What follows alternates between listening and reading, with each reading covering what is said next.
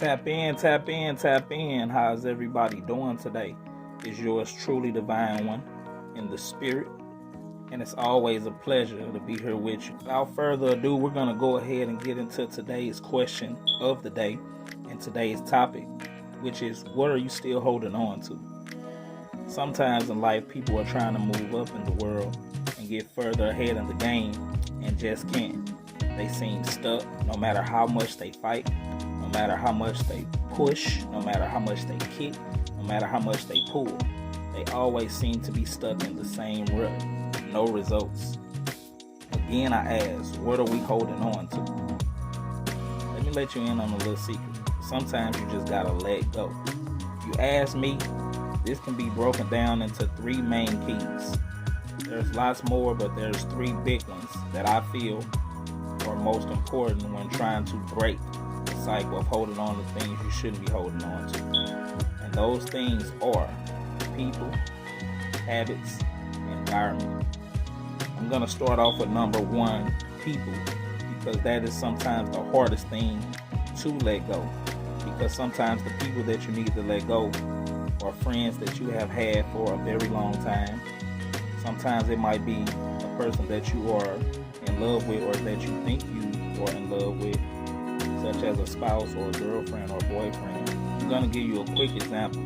Let's say, for instance, financially you've been saving up money and you have in the stash $1,000. But every time you look up, there's a family member that needs to borrow 50.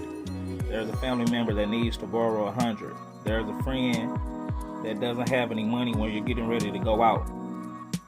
If you just saved up that 1,000 and every time you look up there's somebody in need, and I'm not saying that you're not supposed to help people, but there comes a point when you just have to say no.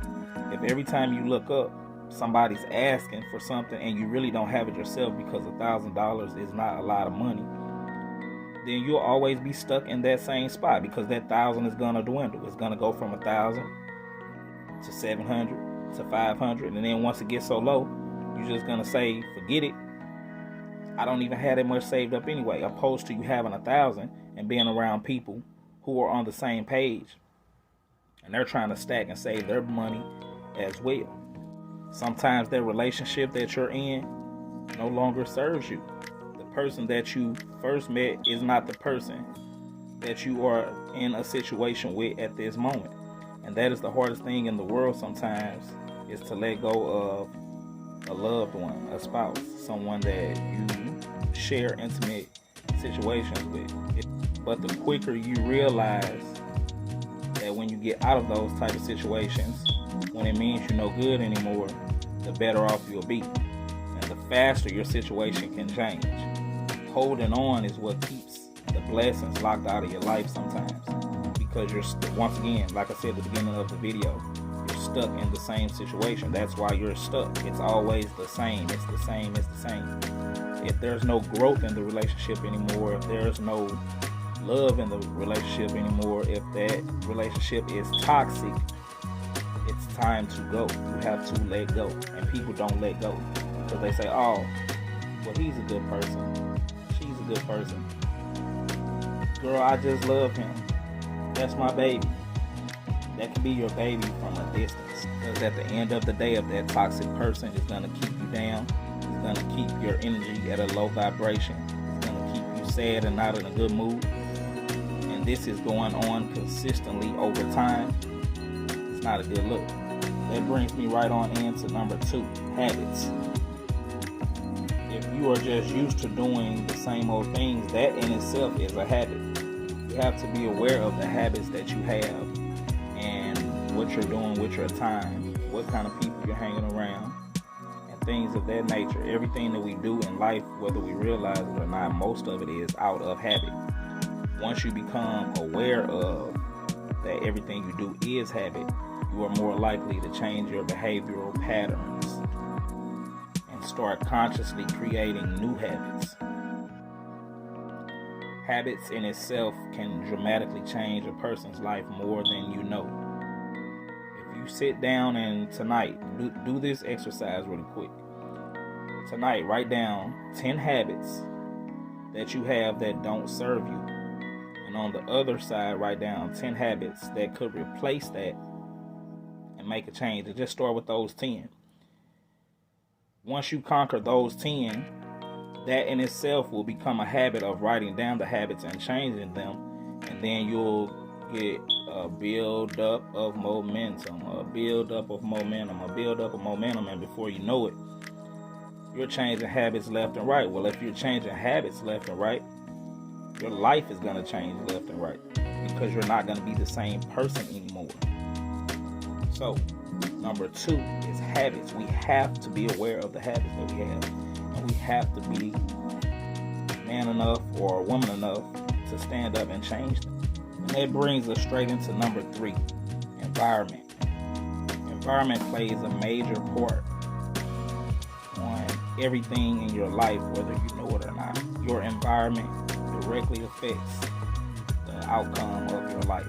If you are in an environment where people do nothing but smoke weed, play the video games, go out to the club, hang out, go to the mall to try to pick up chicks or wherever that may be, that's all you're gonna do. That stuff is cool, and I'm not knocking any of it if that's what you do. But if that's all you do, you will always be stuck in a terrible spot in life. You have to change your environment. You have to do new things. You have to adventure. You have to explore. That's the only way to grow. And if you're not in a position to where you can travel, let's just say you're a teenager and you don't have a car, catch the bus somewhere. Take the bus out to somewhere you've never been before and just go explore. Just see what comes about with that situation. If you're around the same people and all they want to do is hang out and go to the club, smoke weed, play the game, and do nothing all day, then that's what you're going to get in life. Nothing all day. And that's why you're going to be stuck. You have to change your environment. You have to see new people. You have to go see new things, because that is what stretches your mind and allows you to grow. Without doing those things, literally your brain cells are getting accustomed to the same thing, and it has no room to grow. It has no room for you to be able to obtain the knowledge to make more money. It's just impossible, because that's all that you know. You talk to any person that's successful, or any person that is financially stable, and they will tell you it took a lot of learning, a lot of reading, networking, meeting new people, and movement, motion. You can't sit still and play the game all day and think you're going to be successful. It just doesn't work like that. So, with that being said, I'm not going to take up too much more of your time. I'm going to go over the 3 things again. You have to let go of people.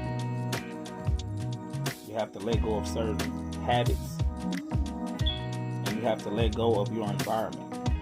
You do those 3 things, you well on your way to NSP, non-stop progress.